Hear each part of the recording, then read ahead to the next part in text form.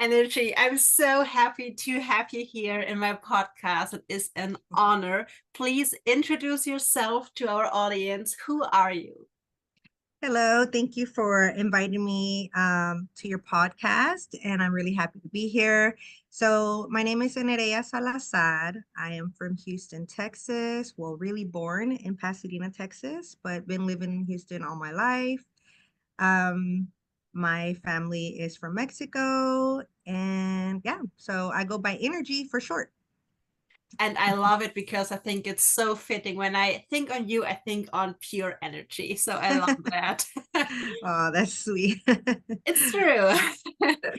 So we're both self-employed. When and why did you decide to be self-employed and how was your way? I've been a massage therapist. I think I graduated back in 2009. And so I've tried working for like European spas and European like massage places. And I tried many, many years to work for other people. Even before I became a massage therapist, I've had 2 to 3 jobs and working as waitressing before and working as office like office assistants and into car selling. Like I was handling Wow. even home decor. I did a little while too. Like I I did a little bit of everything. I even went to college for welding like for a little while and saw that there was no opportunities for me there. Like there was a lot of discrimination against me because I was a female working in that industry. So I was like, well, maybe I let that go. So I tried many, many different kinds of jobs and I just didn't feel like it was for me. And it's really hard. It's really hard to like even in the massage when I did that for a while, I was just like I even ended up getting frozen shoulder because I would just do a lot of deeps and most of the people would come see me. And so I was just killing myself for like not even worth what I was getting paid. And then even getting paid was an issue sometimes working in certain places. I would have to ask to get paid and sometimes so there's like a lot of issues with paying here in Texas. Unfortunately, I don't know if it's for everyone, but I have heard that it is for a lot of people here. So it is pretty difficult to do something that you really enjoy and make a real living out of it. Um, so that's when I decided that I wanted to start my own business and working for myself because I saw other massage businesses that they were doing good as business owners, and I was like, well, I got inspired actually by a Thai woman who had her own business, and she really inspired me because she wasn't from here and she had to learn English and everything. And she started from the bottom, and I mean, obviously she had a husband who was backing her up and helping her and everything, but when I saw her doing it, I was like, wow, like she's inspiring me. And then she was also a cancer. So I was like, oh, like she could do it. So I was like, if she could do it, I could do it. Right. And so I was like, okay. So I started off actually as another business. Um, but at that time I'm going to give a little bit of my personal information there, Of but course. and that in that time I was in a relationship, and in that relationship the person I was with wanted me to not give up on working for corporate jobs. And so he wanted me to have like a 9 to 5 job so that I can get like benefits and things like that. Although when I was working there, I was also being discriminated for my identity, for being, native, for being Mexican native. And so I had a lot of issues there, but my goal and my dream was always to have my own business. And so well, one of my goals. And, and so I ended up letting that business go because of that relationship, and went back to working for other massage places. And I was just like, um, I ended up finding a friend through activism because I do a lot of activism, or I was really involved in activism back in the days. And one of my friends was the one who told me, because he saw how I was having issues with getting paid and all of those things. And he allowed me his space to start my own practice. And because it was a spiritual shop, that's how basically Houston Aztec Massage became Houston Aztec Massage. But but yeah, that's how I ended up actually transitioning to working. But it was because someone actually also helped me um on my path, which was Absalom. He had his own business already, his own spiritual shop. So that's how it helped me and also inspired me to create my own and dive back into my practice as well. Mm-hmm. Yeah, thank you for sharing. And I Mm-hmm. can't believe that discrimination because of some kind of racist thoughts is still a thing, but I hope Yeah, it gets better. unfortunately, Yeah. yeah. I mean, that's been on my that's what I've experienced. I'm not gonna speak for anyone else, but what I have experienced, I haven't had good luck with people. Yeah, I mean, it's not a topic of today, but I just think it's Yeah. like you are in America, you are a Native American, and you get discriminated for who you are. Just not making sense, but okay, whole different topic here.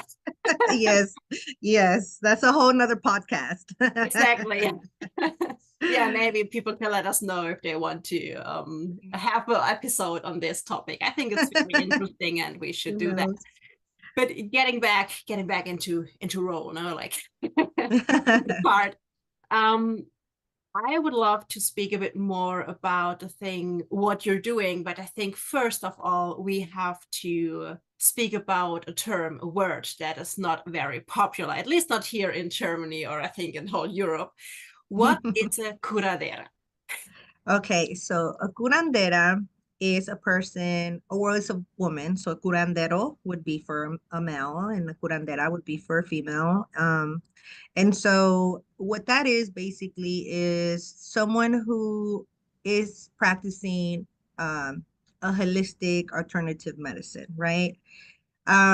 It could be a person who is an elder, or it could be someone who's learning to be that way, someone young that could be that is tapping into that. Um, now, there is different types of curanderos. So there's different categories of curanderos. There's curanderos that specifically just do sobadas, which is like the massage, the body manipulation. Um, and there's curanderos that are hueseros, the people who uh, help like fix the like broken arm or broken wrist, and just work with the bones. And then there's yerberos as well. Yerberos are the people who only study like herbalism as well. So the term curandero is basically like a mixture of indigenous practices and then also religious practices mixed together. So the practices of curanderos, different categories or different curanderos practice different things. So every curandero and curandera will bring their own practices of what their family, what their traditions have taught them. So it's generational. Um, Not to say that somebody can't learn to be a curandera or a curandero if it's in their heart, if it's in their vision, it's a calling, and so that's what helps you want to become that, because it's basically a big responsibility to take that role on, because when you become a curandero or curandera, now you have to carry that leadership in helping your community. But there's also curanderos that just do it for their families, that only help their families. But curar means to heal, and so it's people that help heal any type of thing, which we believe in the mind, body, emotions and spirit. And a lot of Western medicine leave out the emotions and leave out the spirit. And it's just mostly mind and body, right? The anatomy, the pathology. But although to also be a curandero, you do have to know a little bit of those, also those topics, right? The anatomy, um, herbalism. So there's some mixture of things in that as well. But we do incorporate believing in the spirit and in the emotions because we feel like that has a big how do you say um like a big aspect of one's wellness. So whenever people go to the Western medicine and they keep going in and out of the hospitals, and they don't find any answers, that's where people turn into their faith, into their spirit, and they go to a curandero or curandera and ask for help. So they try to look for another alternative medicine that may help them. And so that's what we do. We try to help, or we refer them to certain people, other people that also study or help in an alternative medicine way. Yeah, thank you for explaining that. And of course, I mean, not under this term, but the thing, what it is, we had and still have it here in Europe too, and also in Germany. But it's super hard, like to find it. And of course, a lot of people who claim things that they're certainly not. But yeah, I mean, again, another topic, right? Well, I can honestly say a lot of the reasons why there's not a lot of curanderos and curanderas that are openly like you can find them is because back in the 80s, because my mother was practicing that, it wasn't allowed.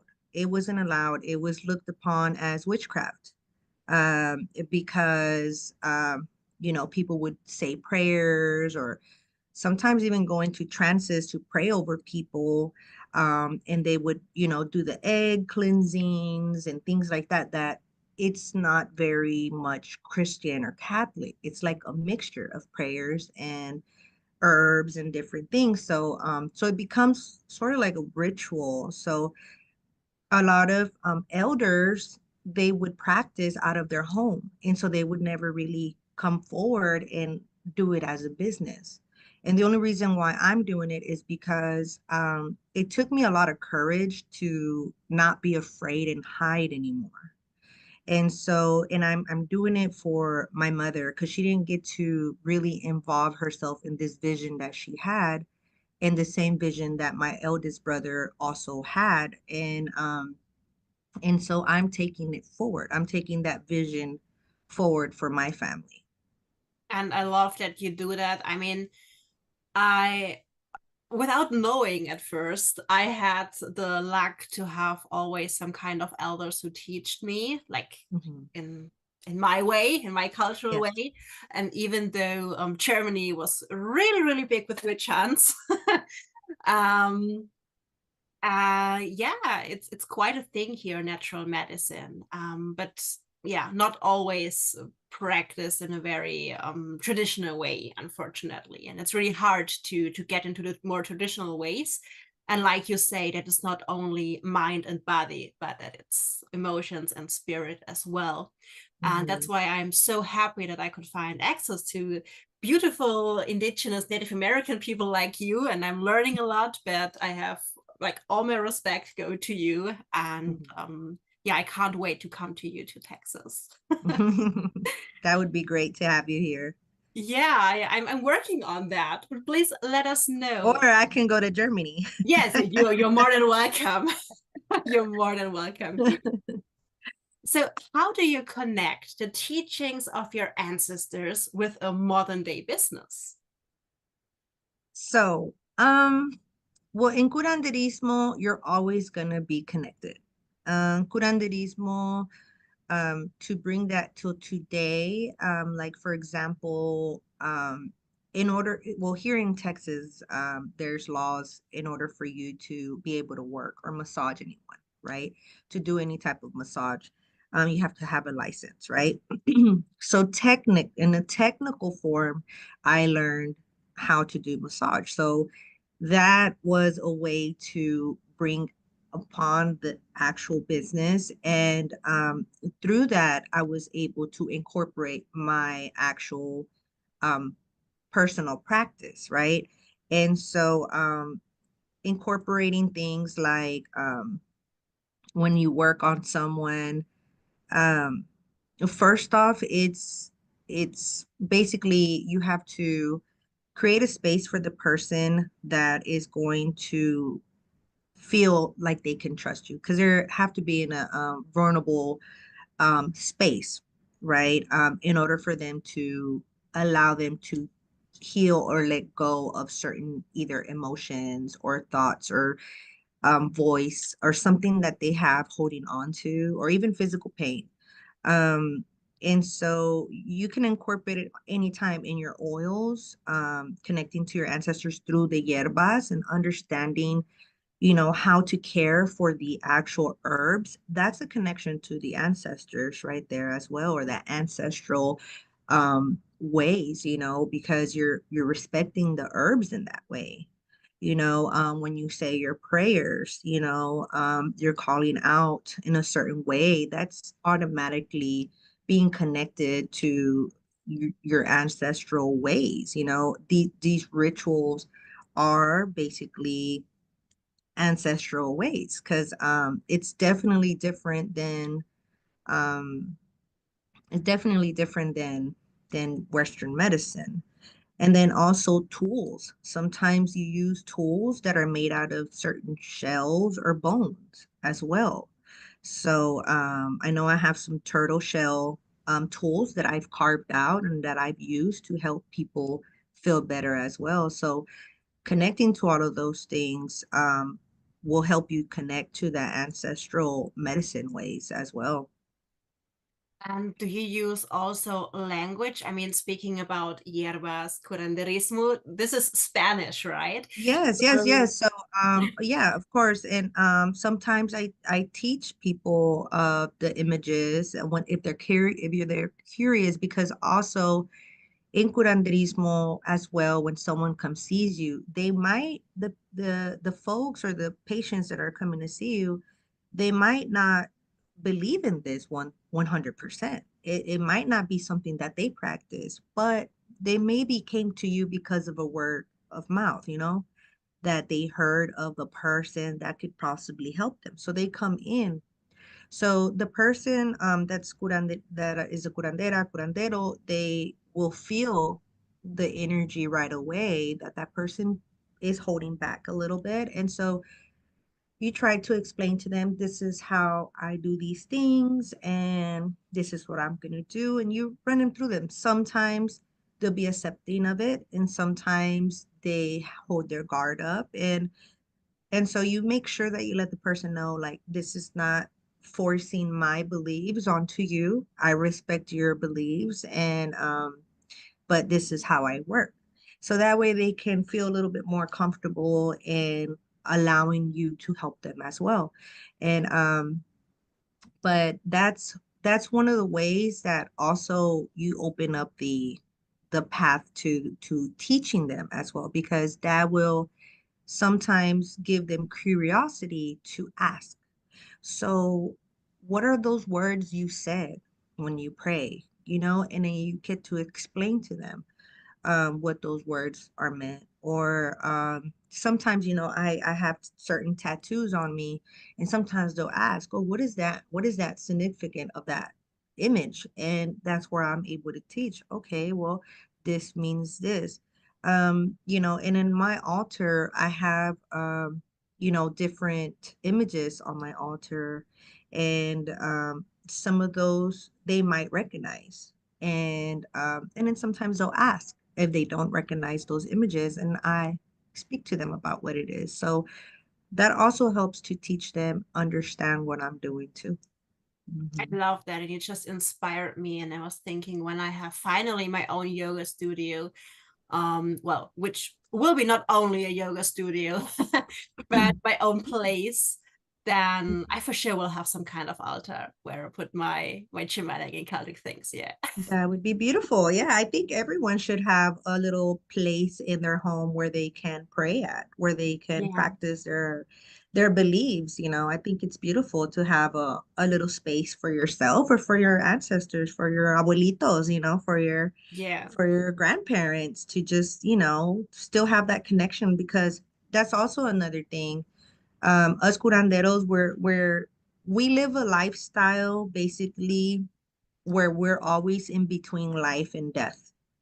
We're always going to see things from a different eye or a different perspective.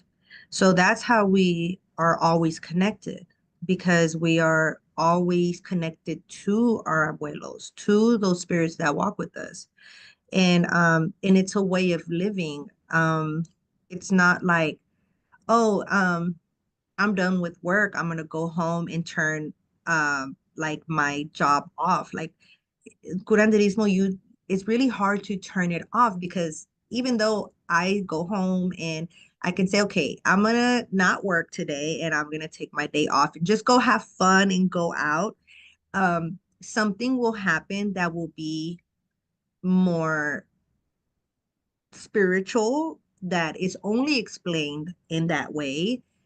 Um, and it happens. It happens. It's like the path chooses you. It's not like you really want to choose the path. So it's kind of once you get into this, it's kind of hard to unsee it, to undo it. It's like that's why a lot of people they're a little afraid of this because they know that once you open up that path or that door to that spiritual awakening, it's kind of hard to go back to sleep. The responsibility you take. Yeah, yes.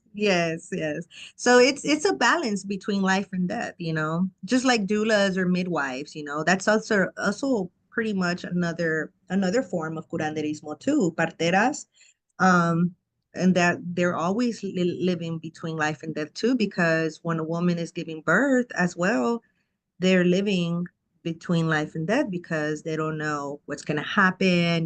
They're giving birth, and part of them is also dying because now they're becoming a mother. So Yeah. it's a transition, right? So that's a good way to kind of explain it a little bit in detail for sure. I can absolutely relate to the things that you say. I mean, we know that we have many things in common, like it's not only the zodiac sign, but it's yeah, what I really love is what you say is it's a responsibility and it's not just a usual 9 to 5 job and then you close the door and I don't know, you watch Yes. Netflix. Yes, because even if I'm at home and I'm relaxing and everything, like sometimes, you know, um, I'll get woken up in the middle of the night, and they're alerting me, something's alerting me that I need to prepare or something, or, it's just, or sometimes people will call you emergency that something happens to them, or, so it's really it's a lot of work, and I feel like that's why also not a lot of people take that responsibility to become this. One, because they're going to be looked upon a lot, they're going to be judged a lot, um they're going to be not welcomed very much, so it's kind of like you become an outcast in a Yeah, you're the way. weird person, right? Like, Yes. Yeah, you're different. You're an outcast. Yeah. Yeah. But I mean, I've always been pretty much an outcast, so I'm yeah, used me to too. So I think we're just it. born to be wild. Yes. So your business is called Houston Aztec Massage. So we know what a massage is. We know Houston is a place, and even in Germany, we have heard of the Aztecs. But what to expect from an Aztec massage, and like who teach you these techniques? Okay. So the reason it is Houston Aztec Massage is so that um the name Aztec definitely goes back to all the people that are Mexica people, right? Um it's the people from Mexico. So my my form of doing this type of work was to um basically my audience to be um brown people, right? Is the indigenous people or people that are Mexican or Hispanic people, right? That was what I was aiming for, is to help my community out, because I know there is a lot of people in our community that prefer not to go to doctors at all.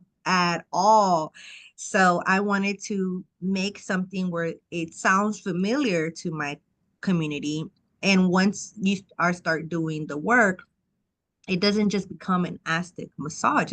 It's more than a massage. So definitely coming into an Aztec massage, it's not gonna be your European like spa.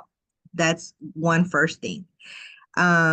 You will notice it right away when you come in, the the vibe that I have to welcome people in.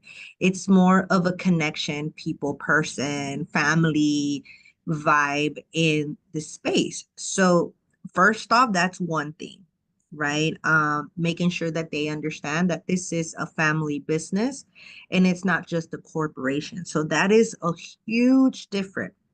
Although I am very, very professional at my work and I continue to hold that very highly in professionalism, um, although I'm able to still keep it professional, I'm also still incorporating the family orientation vibes in the space.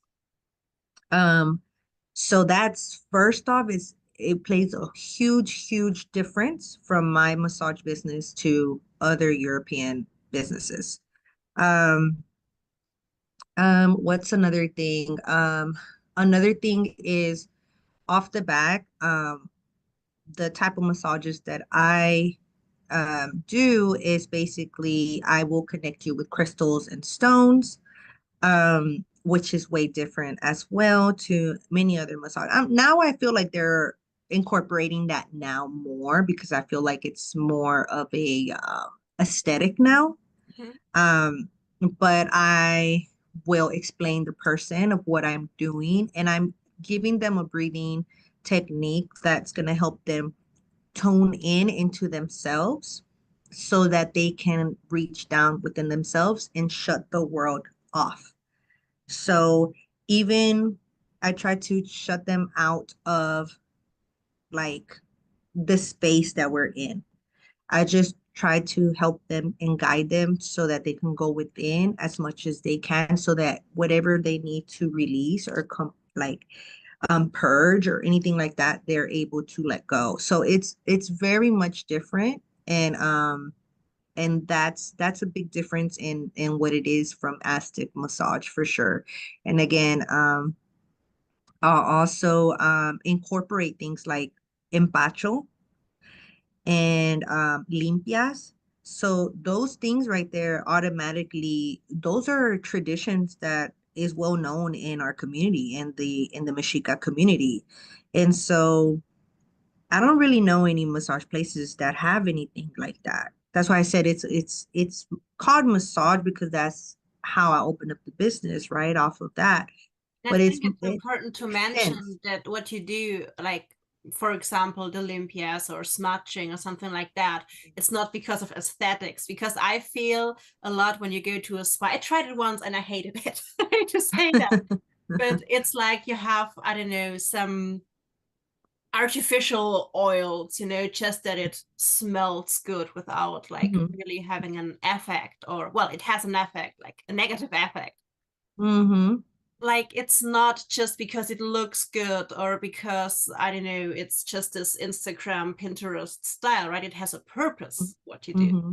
Yes, yes. So again, I also incorporate curar de susto. So sometimes there's kids that they're always scared, they're always scared, they're always scared. Their parents don't know. And so in our tradition, they know that tienen susto.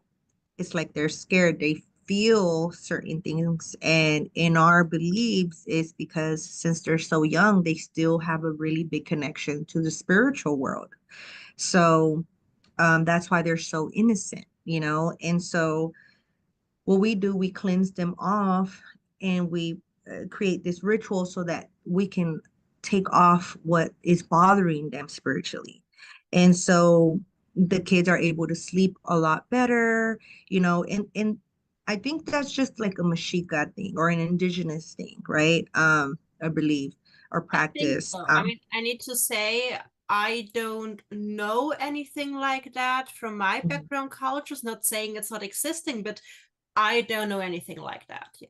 Yes, yes. So those things we always try, well, our people usually always try to go to home remedies and go back to these holistic ways before we take the next step on taking them to the doctor. Or some people are different. Some people rather do doctor, and then last resorts they go back to the roots. So those are different things that also connect you to what these techniques, right? What's different as well.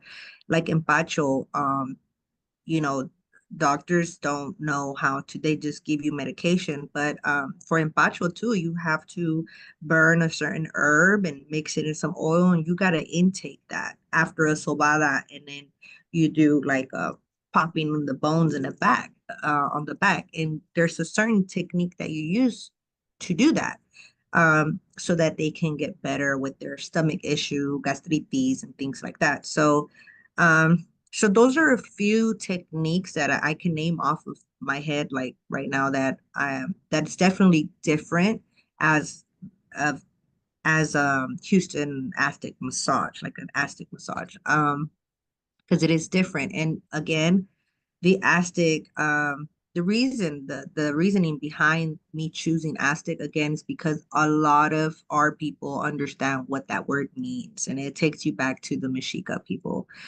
Um, but the tech a lot of the techniques that I've learned, I basically, my mother was practicing, like I said, mentioned earlier. My mom used to practice sobando, and also limpias, and also she did a little bit of huesero too. So I grew up seeing her heal my brothers and my brother's friends sometimes, and even when she tried to change her career and go into cutting hair, she would go into trances and start reading the person, and going into what is called whenever you use your mind power to like talk and to read people. I think it's called I think mediums, something like Yeah. mediums. So it's kind of like that, but it's a gift. It's a gift that a person has. So I would see her tap into her gifts and help people out, that they would come to her for a haircut and they would leave with like a whole new perspective on things. And then people would start to come see her. But like I said, back in the 90s and stuff like that, she was looked upon as a witch because she would do that. And so she didn't have such a good support system at all. And, she would be embarrassed with the people around her, and they shamed her for it. They shamed her for it, and she got discouraged. So I remember her like doing all this, and I remember her talking to me about, these things. And so she was one of the main person who I learned off of these techniques. And then I also had this older woman who was my grandmother's best friend, and she taught me how to do the fire cupping in a more traditional way. So the fire cupping that I do today now, it's more of a fancier way, right? Because I used the fancy cups, the more advanced, now it's more advanced, right? More modern now. But the way she taught me was in a more traditional way, where you put a little stick of candle, and you put it on a little coin, and then you put a cup over it. And so she taught me where to put those things at and how to take the ide out of the person. And so I was taught in that way, and then also picking up on other curanderas that I would see as a kid. So I was always a kid that was always at a curandera's house, and it's always an older person who would work on me. And I was always a little sick child who was always getting sick with stomach issues or always had espanto and susto. And that's how it was my life. It was just normal to me growing up that way. Did I think that I would pick this up and practice this myself? No. I never thought that I would grow up to do this. I always wanted to grow up and be a partera or a midwife, but I never grew up thinking I'm gonna do what my mom's doing. I think on my path, um, I think it all played out to be a part of my path to finally me accept that this was a calling of mine, for sure. Yeah. Yes, it's really something that relates to me, with me. I don't know how to say it. Mhm. Because the first people who teach me were people from my family. And like you say, it's like when you're a child, you don't know really what it is. You're used Mhm. to it, and Mm. maybe you get curious with the time. Yes. And I'm super thankful. And it's at first it was the aunt of my mother who taught me and who told me about herbs, and I got into herbalism and stuff like that. And now, Mm. unfortunately, she died. But now Mm. it's more my dad, and I never thought that my dad would teach me something about herbs. Oh, Now wow. it makes sense because he literally grew up in the woods. Like he was born Mhm. in a small house in the woods. Like they had a fireplace. Like it's Mhm. not a typical German household you would think of when I Right. think about my grandparents and yeah, my dad. So this And helped. it's Yeah, and it's beautiful because even at that, it helps you with your inner journey and your personal healing journey. It helps out a lot because you get to connect to those parents in those ways. Like, my dad hasn't really been in my life too much. He's been in and out, but the times that now, since I've had my business, the times that he has been around, me sharing to him what I do, he would automatically knew what I was doing. Because even his mom also would practice some of these things. And so to him, it's like super normal too. He's like, oh yeah, yeah, you go and they help and you help them out. I'm like, yeah. And he goes, that's good, mama, that's good, so like, I mean, even my dad knows that this is something that is done in Mexico everywhere. It's just not really well known here. And I think a lot, it's if some of it doesn't carry that responsibility to really carry these traditions, it's possible that it might get lost. So that's why it's important too to practice traditions, to practice some traditions. We definitely lost it here in Germany. Like I said, yeah, if you're lucky, you can find someone like that. I had the luck that I connected with a German woman actually, but we connected through Mexica people. It was quite a funny story. Oh, wow. So we found each other because we were looking for some guidance and we didn't Yes. really know where to go. So she's like my elder now. She's really much older than me, Mm. much more experienced. But it was so funny because we met there, but now we speak about like our cultures and how it was here, and then we're like, oh, like we've heard something like let's investigate what is our European or German version of that. Did it exist? Yes. How did it exist? And it's super interesting. Yeah. Yes. Yes. It's definitely a journey. Yes, it is a journey. It is definitely. So can you teach us, please, one little massage technique that we can do to release tension in the neck? Because I think we all know this. I know everyone who works on computers are always Exactly. complaining about. Yes.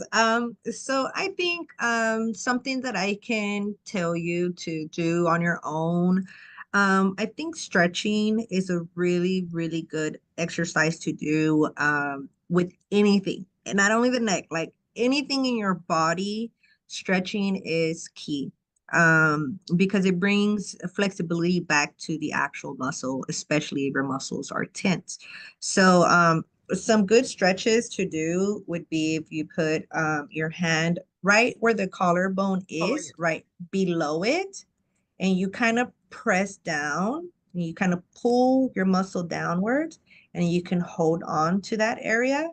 And then you're going to move opposite from it, and you're going to feel right away this Yeah, I scaling feel it. muscle here, and you're gonna feel that. And as you're stretching, I want you to just connect to your breathing, and you want to breathe in all the way, fill up your lungs all the way as far as you can, really slowly, and then breathe out through your mouth. So in through the nose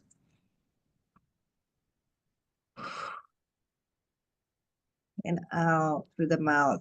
And that will help you relax your mind a lot, but also connect you to the tension that you're feeling and helping you release any type of energy or extra tightness that you're holding on to.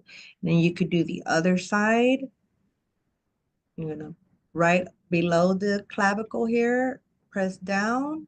So even if you're here, like you barely go like this, you should already feel it towards the front. Yeah. And then just go all the way to the side as far as you can and kind of let your head hang a little bit, and then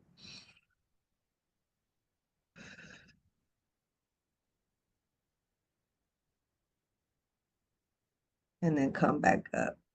Oh, yeah. That. So with that, you can feel and you'll feel more tension towards the back after doing that, because since you relax these muscles, now you got to relax these back muscles, right?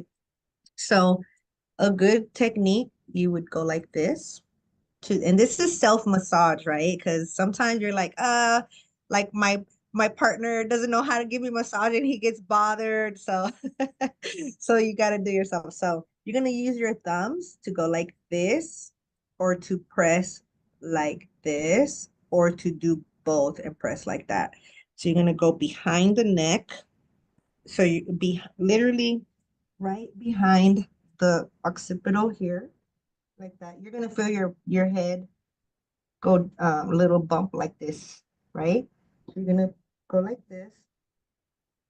You're gonna put your hands, your palms over it, and then on the neck area, not to your vertebrae, not to the bone, but right on the side of your neck, you're gonna press in, and then you could even do circular motions, and then you're gonna go down.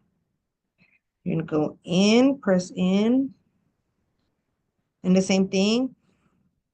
Doesn't matter if you do the circles in a certain direction. Yes, and then yeah, and then just do circles, and you're gonna go down. And as you go down, you can put your head down a little bit to get into the muscle. You're going to feel your muscles real tight. That's where you want to press on. And then press in.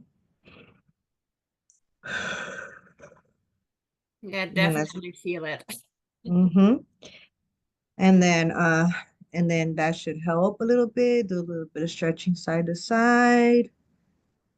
And then also um you can get any little type of tool as well. Um, you can even use the back of a brush, Mhm. like if you don't have tools or combs, the combs, the back of the combs, as long as it's smooth, you can just add a little bit of oil, and it could be olive oil, it could be any type of oil that you have laying around, and you would put it around the back of the neck, just like that. And with the little tool or the back of a comb, you can just scrape up and down like this, up and down, up and down, up and down. But obviously, you're going to be looking like this. You're going to be looking down so you can reach in those areas. And you're going to do that. And then you're going to switch over. And you can do this. And you can get in the actual back of the skull right here. All of this is muscle because you're going to feel where the bone is and you're going to feel where the muscle is, right? So Yeah. you want to do where all the muscle is. Even if it's this muscle here, Mhm. you could even do that and go all the way to the front. That muscle that we stretched out, you could even do that. And very lightly, you don't have to, you go with, you have to do your breathing so that you can understand how deep you want to go. If it's too much where your face is going like this, then kind of relax and put some pressure off of it. And then just do it to where your face muscles are really relaxed.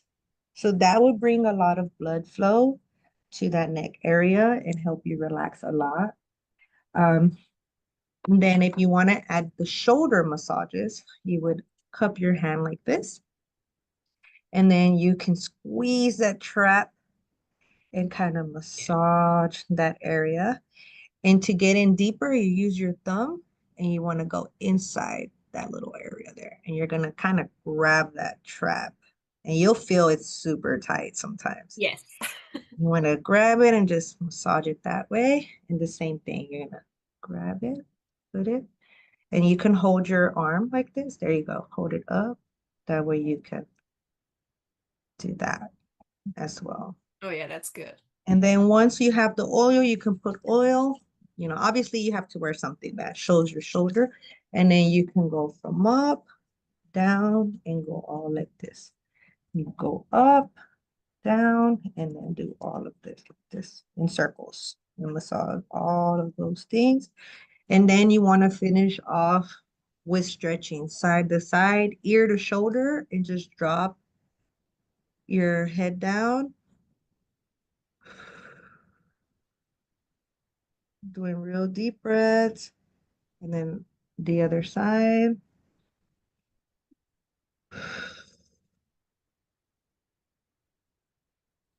So the more in tune you get with your breathing, the more you'll be in tune with your body and you'll understand your body a lot.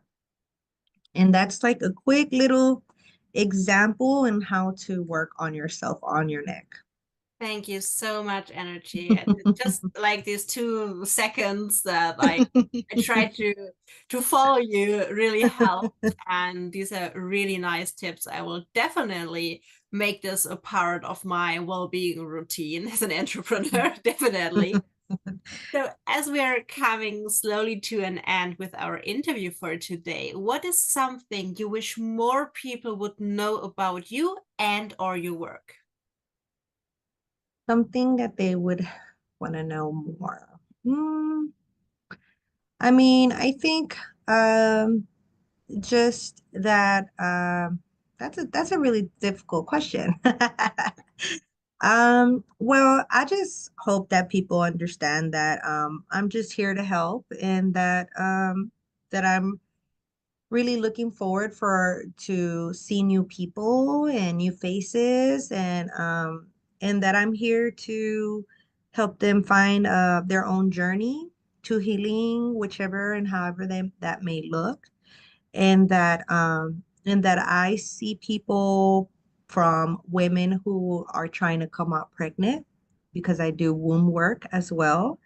I think not a lot of women know about that, but I also help women who are trying to come out pregnant as well with getting rid of some of those cysts that they have in their womb. So I do womb massages, and then I also help with postpartum, and I also help with doula work as well. Um, so those are other services that I also incorporate into Houston Aztec Massage, and that's also the parts of curanderismo as well.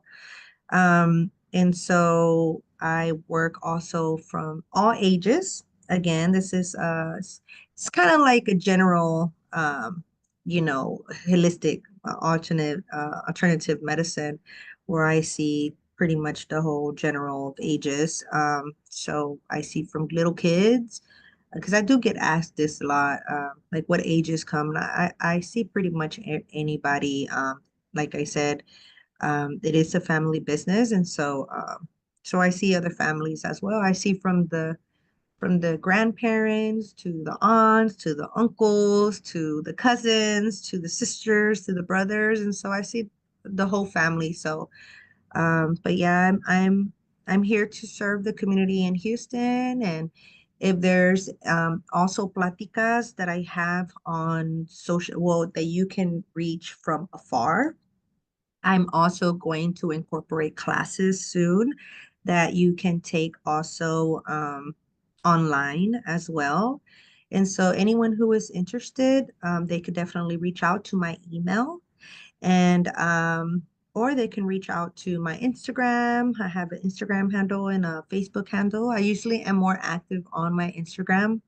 But if anyone has any questions, I'm more than happy to go over them. I'm also open to collab and make collaborations and be on podcasts. I'm always looking forward to working with others and working with others in the community as well. So so yeah, I just wanted to let everyone know about that as well. So I'm an open book. Thank you so much, Energy. And of course, I will put all these informations in the boxes beneath the videos and the podcast episodes, of course. So people can find you with one click. Yes, and also eventually, if Creator opens up the doors for me and allows me to, I also want to start teaching curanderismo as well. So I will be having that in maybe sometime this year, if I have everything going, because I already have an introduction to curanderismo, and I'm going to be teaching sobadas, and I'm going to be teaching fire cupping, and I'm going to be teaching curanderismo. Now, for that, you do have to be an intern with me for a while before I can say, okay, you are free to go. You are now an actual curandero or curandera, because it does take time. It does take time to actually fully indulge in this, but I will have those availability and a lot of things that you can do online. But hopefully we can, to pass the test, you would have to come in person to at least pass the test in person one day at least. But that'll bring more people to Houston. So I'm looking forward for that. Yeah, definitely. And I'm looking forward to visit you. And I can't wait to receive this kind of massage because I think it's so much more holistic than the things I tried so far. And just to meet you, to be honest, this is the real Uh, reason why I want to come. I'm just saying, like, oh, I want to come for the massage, but the real reason is you, to be honest. Thank you. Thank you so much for having me and for giving me the opportunity to speak to you and your community. It's always welcome to work with other people. Always. You're always welcome here. And I'm already looking forward to another episode with you. So Yes, thank thank you you. so, so much for taking your time and sharing all this knowledge with us. Oh, thank you so much.